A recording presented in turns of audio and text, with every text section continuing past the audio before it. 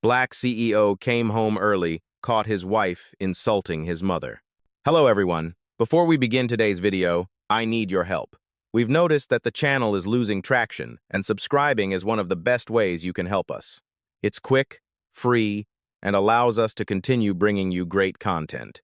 Your support means everything. Let's keep this channel growing collectively. Where are you watching from? Drop your city or country in the comments below. Thank you very much. Now, let's get back to the story. The front door opened without warning. Not a slam, not a rush. Just the soft click of a lock, turning followed by footsteps crossing polished stone. The living room looked exactly as it always did. High ceilings, white walls, floor-to-ceiling windows spilling cold afternoon light across designer furniture meant to impress people who never stayed long enough to feel anything. But something was wrong. In the center of the room sat an older black woman, her posture stiff, her eyes lowered. Her silver hair was pulled back neatly, the way she'd worn it for years. A simple blouse, plain slacks. No jewelry, no defenses. Her hands were bound behind the chair, not violently, not theatrically, but tight enough to humiliate, tight enough to remind her she had no control here. She didn't cry. She never did. Across from her, relaxed into a cream-colored sofa like this was an afternoon ritual, sat the wife, silk dress, legs crossed. A glass of wine cradled casually in her hand. Her expression wasn't angry, it was worse, bored. "You know," the wife said, swirling the wine slowly, "I really tried to be patient. I really did." The mother didn't look up. "I'm married into a certain life," the wife continued, voice smooth, practiced, a certain image. "And you just don't fit it. Sitting here all day like this house owes you something." She took a sip. "This isn't a shelter. And it's definitely not a charity." The words landed without shouting, without drama, the kind of cruelty that didn't need volume to wound. The man at the door had stopped moving. He stood just inside the entryway, still holding his briefcase. Tailored suit, perfect posture. The look of someone who had closed billion-dollar deals without ever raising his voice. Someone who understood timing. He said nothing. His eyes moved first to the chair, then to the rope, then to his mother's face. A muscle in his jaw tightened. The wife leaned back, unaware or unconcerned. "I mean, honestly," she went on, glancing at the mother like she was an inconvenience, "people will start asking questions. They already do. Who she is. Why she's here. It's embarrassing." The mother's shoulders trembled slightly. Not from fear, from familiarity. She had heard versions of this her entire life. Different rooms, different people, same conclusion. "You don't belong." The man took one step forward. The sound of his shoe against the floor finally drew attention. The wife turned, mildly annoyed, then froze. "Oh," she said, blinking. "You're home early." He didn't respond. He looked at her the way one looks at a document right before signing it away forever. For a long moment, no one spoke. The air thickened, not with shouting, with reckoning. His mother slowly lifted her eyes, just enough to see him standing there. She didn't call his name, didn't plead. She never asked him to fight her battles. She had already survived too many. He set the briefcase down gently, and for the first time since he walked in, he spoke quietly. "What?" he asked, voice even, controlled, dangerous in its calm. "Exactly do you think you're doing?" The wife opened her mouth to answer, and that was the moment everything began to change. The wife recovered quickly. She always did. "This isn't what it looks like," she said, standing now, smoothing the fabric of her dress as if control could be ironed back into place. She was being difficult. The word hung there. Difficult. The black CEO didn't look at his wife. His eyes stayed on his mother. She sat exactly where they had left her, back straight, chin slightly lowered. The rope pressed into her wrists, but she didn't pull against it. She never fought restraints. Not anymore. Because life had taught her something early. Resistance often made people crueler. She had learned that lesson decades ago, long before this house, long before money, long before her son's name meant anything to the world. She learned it in kitchens that weren't hers. In homes where she cleaned but was never invited to sit. In places where her voice was mistaken for attitude and her silence mistaken for ignorance. She had raised a child in borrowed spaces. When her son was 7, she worked 3 jobs and still came home smiling. When he was 12, she skipped meals so he wouldn't notice the fridge was empty.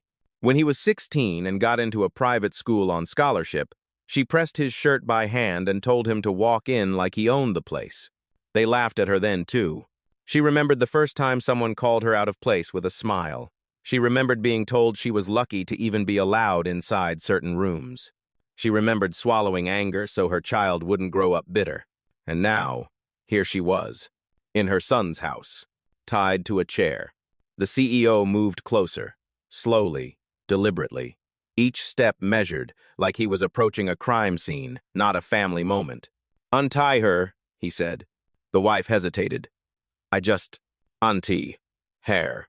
No raised voice, no threat, just finality. The wife glanced around, as if expecting backup that no longer existed. Then she reached for the knot, her manicured fingers fumbling, suddenly unsure. When the rope fell loose, the mother's hands dropped to her lap. She flexed her fingers once. "That was all? You didn't have to come early," the mother said quietly, her voice calm, worn, steady. "I'm fine." The CEO knelt in front of her. Not to perform, not to comfort the room, but because it felt wrong to stand above her. He studied her wrists, red marks, nothing broken, nothing visible that lawyers cared about. But he knew better. The wife crossed her arms. "You're overreacting. She doesn't even live here. She's just been staying." Just staying. Like a favor. Like a burden. Like love was temporary when it came wrapped in dark skin and history. "She raised me," the CEO said, still not looking at his wife. "Yes, and we're grateful," the wife replied quickly. "But there are boundaries. Optics. People talk." That was the word she cared about most. Optics. The mother closed her eyes briefly. She had heard that word too. Often from people who meant your presence embarrasses us. The CEO stood. Finally, he looked at his wife. Not with rage, with recognition. "You tied my mother to a chair," he said evenly. "In my house." She was refusing to listen, the wife snapped. "I needed to make a point." The CEO nodded slowly, as if cataloging facts. "A point." He turned back to his mother, helped her stand. She leaned on him just for a moment, no more than necessary. She had never wanted to be heavy in his arms. "I told her I didn't need anything," she murmured. "I told her I'd leave." The CEO's expression changed then. Not anger. Something colder. Something that had been forming quietly since the moment he walked in. "No," he said. "You won't." The wife scoffed. "Excuse me?" He straightened, adjusting his cuffs with the same precision he used before board meetings. "No one tells my mother where she belongs," he said. "Not in this house. Not anywhere." And Tess. The wife laughed once, sharp and dismissive. "You're acting like this is about race or something." The room went still. The mother said nothing. She never named it first. She had learned that, too. But the CEO did. "It's always about race," he said quietly. "You just didn't expect me to hear it." And that was when the wife realized this conversation wasn't going where she thought. Not at all. The wife's smile didn't disappear. It sharpened. She walked back to the sofa and sat again, slower this time, deliberate. One leg crossed over the other. The wine glass returned to her hand like a prop reclaimed. "You're really going to do this?" she asked. In front of her? The way she said her, not your mother, said everything. The black CEO didn't respond immediately. He helped his mother into a nearby chair, one with soft cushions and dignity built into its design. He adjusted it so she faced the window, not the room, so she wouldn't have to look at anyone who had tried to erase her. Only then did he turn back. "This isn't a performance," he said. "It's an accounting." The wife laughed softly. "God, you sound dramatic. You've been around lawyers too long." She gestured around the room. "Look at this place. The art, the furniture, the life we built. You think any of that survives if people start thinking we're unstable?" There it was. Not concern, not remorse. Reputation. The mother folded her hands in her lap. She had heard this logic before from women who smiled politely while asking her to use the service entrance. From people who thanked her for raising such a well-spoken son. You don't understand how the world works, the wife continued. Perception matters. Image matters. You can't just bring history into rooms like this and expect no consequences. History. The CEO tilted his head slightly. You mean my mother? Every doldifidid. The wife waved a dismissive hand. You know what I mean? No, he replied. I know exactly what you're avoiding. She leaned forward now, her tone dropping into something more intimate, more dangerous. I married you because you fit, she said. You learned how to dress, how to speak, how to move in the right circles. You're not like where you came from. The words landed heavy. The mother's breath caught just for a second. She looked down at her hands. She had known this day might come. Not this way, not like this. But she had always known there would be a moment when someone would say out loud what others only implied. The CEO felt it too. He remembered his first corporate gala, how his wife had coached him in the mirror beforehand. Not maliciously, he'd thought at the time, just helpful. Don't slouch. Lower your voice. Smile less. He remembered laughing it off, calling it strategy. Now he saw it clearly. You didn't marry me, he said slowly. You curated me. The wife's eyes flashed. Don't twist this. You wanted the success, he went on. The access. The version of me that could enter rooms without making people uncomfortable. She stood abruptly. I wanted a partner who understood the cost of belonging. The CEO nodded once. And my mother was too high a price. Silence filled the room. The wife straightened her dress again. Defensive now. She should know better. She should stay in her lane. I didn't tie her up to be cruel, I did it to make her listen. The mother finally spoke. I've listened my whole life, she said quietly. That's how I survived. The wife scoffed. See? Always playing the victim? The CEO's gaze hardened.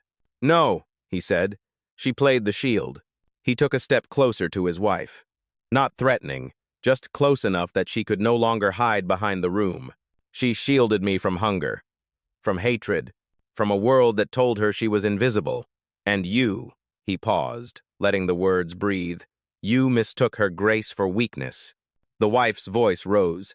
You're choosing her over me? The CEO didn't hesitate. I'm choosing truth, he said. And you're standing on the wrong side of it. She shook her head, incredulous. You think this ends well? You humiliate me, and what she suddenly belongs? The CEO glanced at his mother. She always did. Meant it. Octavited dollars. The wife's face hardened into something ugly. Then prove it. He looked back at her, calm as ever.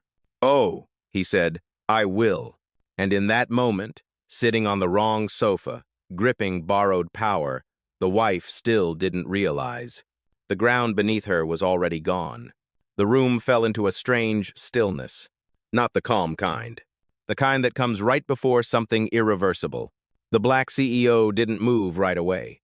He stood between two worlds, one built from sacrifice and silence, the other from polish and performance. For years, he had balanced them carefully, believing compromise was maturity. Now he saw it for what it was. Delay.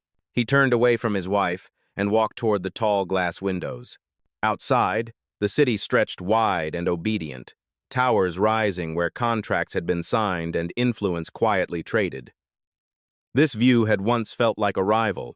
Today, it felt exposed. Behind him, his mother sat quietly, hands folded, eyes lowered, not in shame, but in habit. She had learned long ago that rooms like this weren't meant for women like her, even when her love had built the man standing in them. He remembered being 8 years old, standing beside her in a bank lobby, how the teller spoke to him instead of her, how his mother smiled anyway, thanked them anyway, even when they refused her loan. He remembered her whispering afterward, "Don't let them make you hard. Let them make you ready." That was the day he learned restraint, and restraint had carried him far. He turned back to the room. The wife watched him carefully now, measuring, recalibrating. She had always been good at sensing shifts in power, just never at recognizing when it no longer belonged to her. "You're being quiet," she said. "That usually means you're thinking of a way out." He met her gaze. "I'm thinking of a way through." She scoffed. "Through what? This is a misunderstanding. We can smooth it over, you always do." That was true, too. He had smoothed things over when she corrected his mother's speech at dinner, when she suggested his mother use the back entrance for convenience, when she joked, half laughing, that his past didn't need to follow them everywhere. Each time, he had told himself it wasn't worth the fight. Each time, his mother had gone quiet. "I won't smooth this," he said calmly. "I'm done pretending this is small." The wife's eyes flicked to his mother, then back to him. "So what, you're going to lecture me now? About respect? About gratitude?" "No," he replied. "I'm going to listen." The mother looked up, surprised. "To you?" the wife asked, incredulous. "To her," he corrected. He crossed the room and knelt again, level with his mother. He didn't touch her this time, just waited. "You don't have to protect me," he said softly. "Not anymore." She hesitated. "Old instincts don't die easily." "I didn't want to cause trouble," she murmured. "You worked too hard for this life." He swallowed. "You worked harder." She gave a small, tired smile. "I just didn't want to be the reason you lost anything." The wife let out an exasperated sigh. "This is emotional manipulation." The CEO didn't look back. "This is accountability." His mother's voice shook not with fear, but release. She said, "I should be grateful to even be allowed here, that I didn't match the image, that I was temporary." The word hung heavy. Temporary. The CEO closed his eyes for a moment. The silence stretched long enough to become uncomfortable for the right person. When he stood, his posture had changed. Not louder, not bigger, clearer. He faced his wife again, and for the first time she seemed uncertain. "You tied my mother to a chair," he said evenly. "You spoke to her like she was disposable. And you did it because you thought I wouldn't cross this line." She opened her mouth to argue. He raised a hand not to stop her, but to signal something final. "You misjudged me," he said. "And worse, you misunderstood what power actually looks like." She laughed nervously. "Power? Please, you're upset. You'll cool off." He didn't blink. "No," he said. "I've never been calmer." He reached into his pocket, not for a phone yet, not for anything dramatic, just his cufflinks. He removed them slowly, deliberately, and placed them on the table. A small gesture, but decisive. The kind of gesture that precedes action, not words. His wife watched, confused. "What are you doing?" she asked. He straightened, voice steady. "I'm stepping fully into who I am," he said. "And that means you're about to learn who you married." In the quiet that followed, one truth settled heavily over the room. The man who once entered silently was no longer standing in the doorway. The wife took a step closer, not toward the mother, toward him, lowering her voice, tightening her smile, switching to the tone she used when she wanted something buried. "You're blowing this out of proportion," she said. "You know how sensitive she is. She twists things." The mother stiffened. The CEO felt it instantly. That familiar urge to intercept, to translate, to soften the blow before it landed. He didn't. "She didn't twist anything," he said. "You said what you meant." The rim turns, in his 18. The wife's eyes hardened. "I said what needed to be said." She turned toward the mother then, finally dropping the pretense. "No polish, no performance. You were never supposed to be permanent," she said flatly. "This was temporary, a favor, and you overstayed." The words sliced clean. The mother's hands trembled not visibly, but internally. Her breath shortened, not because the words were new, but because they were finally spoken without disguise. She stood slowly. "I never asked to stay," she said. "I was told to come." The wife laughed. "Because my husband can't say no to guilt." The room went cold. The CEO took a step forward. Enough. But the wife was no longer listening. She had crossed the line where restraint no longer served her. "You raised him," she continued, voice sharp now, emboldened. "Congratulations. But that doesn't mean you get to follow him into every room he earns. Some of us worked for this life." The mother flinched. That was the moment. Not when she was tied, not when she was silenced, but when her sacrifice was rewritten as inconvenience. The CEO felt something inside him shift, something deep and permanent. "You worked for this life?" he repeated quietly. "Yes," the wife snapped. "I refined it. I made it acceptable. Without me, he'd still be." She stopped. Too late. The silence that followed was not empty. It was full. Full of years the mother spent cleaning houses so her son could study. Full of nights she prayed instead of sleeping. Full of doors closed politely in her face. The CEO turned slowly toward his mother. "I'm sorry," he said. Not performative. Not loud. Just true. She shook her head gently. "You don't owe me apologies. You owe yourself truth." He nodded once. Then he turned back to his wife. "You think belonging is earned by imitation," he said evenly, "by shrinking what makes people uncomfortable." She crossed her arms. "That's reality." "No," he replied. "That's cowardice dressed as strategy." Her face flushed. "Don't insult me." "You insulted my mother," he said. "In my house." She scoffed. "Your house? We're married." He smiled faintly. Not with warmth, with clarity. "This is the first honest thing you've said all day," he replied. "You assumed marriage meant ownership." She laughed, dismissive. "You wouldn't dare." He reached into his pocket, pulled out his phone. Didn't dial yet, just held it. The mother sensed the shift. She had seen this look before on his face as a boy when something unfair snapped into focus and there was no going back. The wife noticed too. "What are you doing?" she asked. "Deciding," he said. She scoffed again, but there was a crack now. A thin one. "Be careful," she warned. "You make one wrong move, and this gets ugly." He met her eyes. "It already is," he said. "You just didn't think you'd be the one exposed." She stepped back slightly. "You think you can erase me?" "No," he replied calmly. "I think you erased yourself the moment you spoke to her like she was disposable." The mother stood straighter now, not defiant, resolved. The wife opened her mouth to say something else, to salvage, to attack, to redirect. The CEO raised his phone and pressed call. The sound wasn't loud, but it echoed, because everyone in the room knew. Once that line was crossed, there was no walking back, and whatever happened next would not be emotional. It would be final. The phone rang only once. "Sir," a voice answered immediately, professional, alert, already listening. "I need the house protocol activated," the CEO said calmly. "Now." The wife let out a short laugh, sharp and dismissive. "You're calling staff? For this?" He didn't look at her. "Lock access," he continued into the phone. "Internal first, then external. I want everything logged." There was no confusion on the other end. No questions. "Yes, sir," the voice replied. "Confirmed." Henbulz. The call ended. Silence rushed back into the room, but it wasn't the same silence as before. This one had direction, momentum. The wife straightened. "You think making calls makes you powerful?" The CEO finally turned to her fully. "No," he said. "Power is when calls get answered before the second ring." Her smile faltered. "What exactly did you just do?" she asked.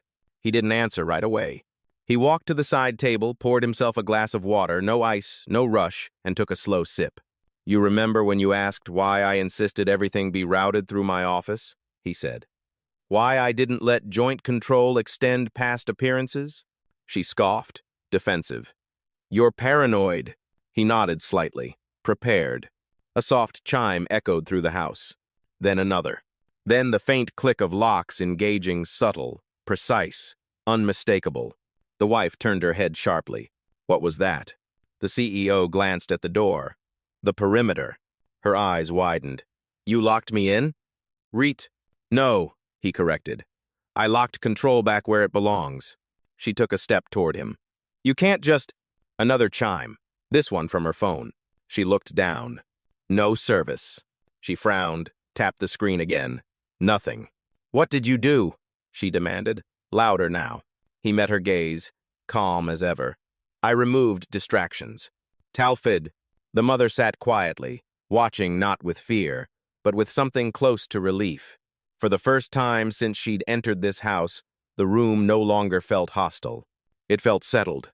"You don't get to do this," the wife snapped. "We're married. There are rules."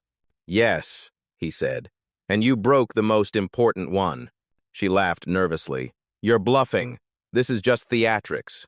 He turned slightly, angling his body so she could see his mother clearly standing, unbound, unbowed. "You tied her up," he said. You spoke to her like she was less than human. You did it because you thought no one would stop you. The wife's voice rose. I was protecting what we built. No, he replied evenly. You were protecting your comfort. Another sound, this time, footsteps. Measured, professional, approaching from the hallway. The wife froze. The CEO didn't look surprised. Two men appeared at the edge of the room. Not aggressive, not dramatic. Suits tailored for movement, not display. Security, but not the kind you argue with. They stopped at a respectful distance. Sir, one said, we're ready. The wife spun toward them. This is insane. You can't just bring strangers into our home. Our home? The CEO repeated softly. He walked past her without touching her, without even acknowledging her presence, and stood beside his mother. This house, he said clearly, has protocols, and they exist for moments exactly like this. No, the wife's voice cracked. You're humiliating me. He looked at her then, not with anger, not with pity, with finality. No, he said. You humiliated yourself. She shook her head wildly.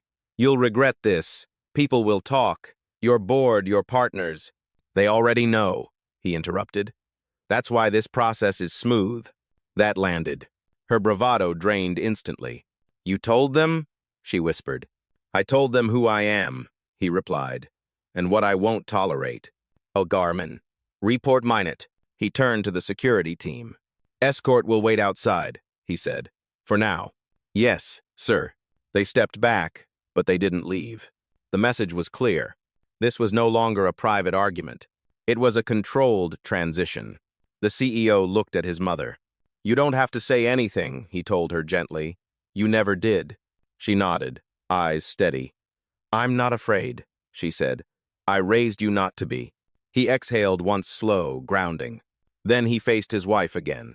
You thought silence meant consent, he said quietly. You thought my restraint was permission. She swallowed hard. You were wrong. The room felt smaller now, not because of walls, but because authority had finally chosen where to stand.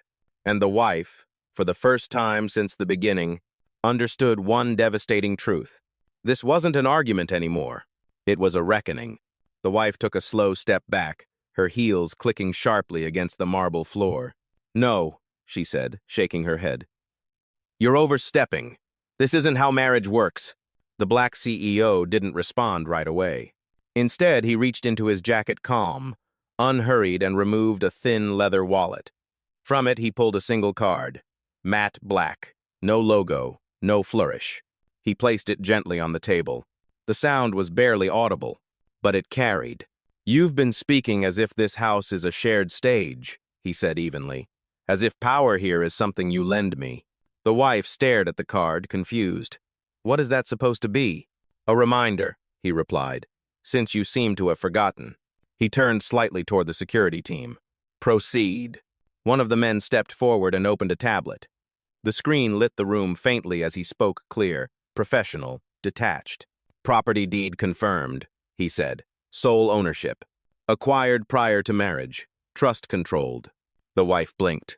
What? The CEO didn't look at her. This house, he continued calmly, was purchased under my name. Not ours. Mine. Before vows, before optics, before you decided who belonged. The wife's face drained of color. That's not possible, she stammered. We signed. You signed what my lawyers allowed, he interrupted. Access, not ownership. The tablet scrolled. Assets tied to the estate, the security officer continued, are all protected under executive trust. Control remains with Mr. Carter. The mother's breath caught not in shock, but realization. All those times she'd felt like a guest. She wasn't. She had been the only one who truly belonged. The wife let out a hollow laugh. You planned this. No, the CEO said quietly. I prepared for truth. He turned to her fully now. You mistook my silence for ignorance, he said. You mistook my patience for weakness, and you mistook my love for permission. Her voice trembled. You would really do this to me? He tilted his head. You did this to yourself. She gestured wildly around the room. Everything here, my life, my reputation, he was built on something borrowed, he finished. and borrowed power always expires. The mother stepped forward then, not loudly, not dramatically, but with a presence that shifted the room. "I didn't raise him to abandon people," she said softly. "I raised him to stand up when silence becomes cruelty." The wife stared at her, stunned. "You think you've won?" she snapped. "You think money makes you righteous?" The CEO shook his head once. "No," he said. "Dignity does." He turned back to the security team. "Begin transition." The words were simple, but they landed like thunder. "Yes, sir." One of the men stepped aside and spoke into his earpiece. Another moved quietly toward the hallway. "What does that mean?" the wife demanded. The CEO answered calmly. "It means your access ends tonight," he said. "Your accounts revert to individual status. Your name is removed from this property. Your stay here is over." Her knees weakened slightly. "You can't just erase me." "I'm not erasing you," he replied. "I'm restoring order." She laughed again, thin, desperate. "You think people will side with you? You think they won't ask questions?" He met her gaze, unwavering. "They can ask," he said. "I have nothing to hide." He turned to his mother. "This house," he said, "is your home. It always has been." Her eyes filled not with tears, but with something older. Relief. The wife looked between them, finally understanding. This wasn't revenge. This was recognition. And as the weight of it settled, one truth became impossible to escape. She had never been the power in the room. She had just been sitting closest to it. Until now, the house seemed to exhale, not with relief, but with release. The wife stood frozen in the center of the room as the security team moved with quiet precision. No grabbing, no spectacle, just inevitability. One of them waited by the door. The other stood near the staircase, blocking access without saying a word. "This is absurd," she said, her voice sharp but thinning. "You're treating me like a criminal." The CEO didn't raise his voice. He didn't need to. "I'm treating you like a consequence." She turned toward the mother, desperation flashing now. "Say something. You don't want this. You don't want to be the reason a marriage ends." The mother looked at her for a long moment. Then she shook her head gently. "I didn't end anything," she said. "I endured it." That was when the wife broke. Her composure fractured not loudly, not dramatically, but in pieces. A hand to the temple, a breath caught too shallow. The realization that there would be no bargaining here, no performance left. "You'll regret this," she whispered to the CEO. "People like me don't disappear quietly." He nodded once. "Neither do people like her." He gestured toward his mother. "Escort," he said simply. The security team stepped forward. The wife hesitated, then scoffed one last time, an empty sound. She grabbed her purse, its contents rattling like props stripped of meaning, and allowed herself to be guided toward the door. As she passed the sofa, the same one she had ruled from, she reached out instinctively, as if to reclaim it. One of the guards cleared his throat. She stopped. The front door opened. Cold air rushed in from outside, sharp and cleansing. The wife paused at the threshold, turned back once more, eyes searching the room for something, anything that might still belong to her. There was nothing. The door closed behind her with a soft, definitive click. No applause. No cheers. Just silence. The kind that follows justice. The CEO stood still for a moment, letting the weight of it settle. Then he turned to his mother. She was standing straighter now, the lines on her face unchanged, but the tension in her shoulders gone. "Come," he said gently. He guided her toward the center of the room, not to make a point, but to give her space. Space she had never been allowed to take. "This house tried to tell you who you were," he said quietly. "It was wrong." She placed a hand over his. "I always knew who I was," she replied. "I just waited for you to have the room to remember." He swallowed hard. Around them, the house felt different. Not grand, not imposing. Honest. The security team remained nearby, heads lowered respectfully. "Begin reset," the CEO said. "Yes, sir." Lights adjusted. Systems reconfigured. The house responded not to dominance, but to rightful ownership. The mother looked around slowly. "It's quiet," she said. He nodded. "It's yours." She smiled, not wide, not loud, but real. And in that stillness, as the last echo of borrowed power faded from the walls, one truth stood unchallenged. The fall wasn't cruel. It was clean. And for the first time, the house stood on dignity alone. The house was quiet now. Not the hollow quiet of fear, but the settled quiet of truth finally spoken aloud. The black CEO stood beside his mother in the center of the room, the light from the tall windows falling softly across them. For the first time since he walked in, there was nothing left to manage, nothing left to restrain, only what mattered. He turned toward her fully. "I should have said this sooner," he said. His voice was steady but unguarded. "I let comfort delay courage." She reached for his hand before he could continue. "You said it when it mattered," she replied. "That's enough." He shook his head gently. "No, you deserve to hear it clearly." He knelt this time, not out of urgency, not out of defense, but out of honor. "You were never a burden," he said. "You were the foundation. Every room I've ever entered, I walked in on your strength." Her eyes filled, but no tears fell. "I didn't raise you to kneel," she whispered. He smiled softly. "You raised me to know when standing isn't enough." Around them, the house no longer felt like a monument to success. It felt like what it should have been all along, a place of safety. "I built companies," he continued, "negotiated power, controlled outcomes. But today reminded me of something simple." He looked up at her. "Respect doesn't come from titles. It comes from how we treat those who gave us everything before we had anything." She squeezed his hand once. "I never needed the house," she said. "I needed to know I wasn't invisible." He stood then, helping her up. "You were never invisible," he said. "They just refused to see." He turned slightly, as if addressing not just the room, but every space like it. "This house," he said calmly, "will never belong to power without dignity. Anyone who enters it will understand that." "This poke's apple a dated, Buzz." The words weren't loud. They didn't need to be. They carried weight because they were lived. The mother walked slowly toward the window, taking in the view not as an outsider, not as a guest, but as someone finally at home. He joined her there.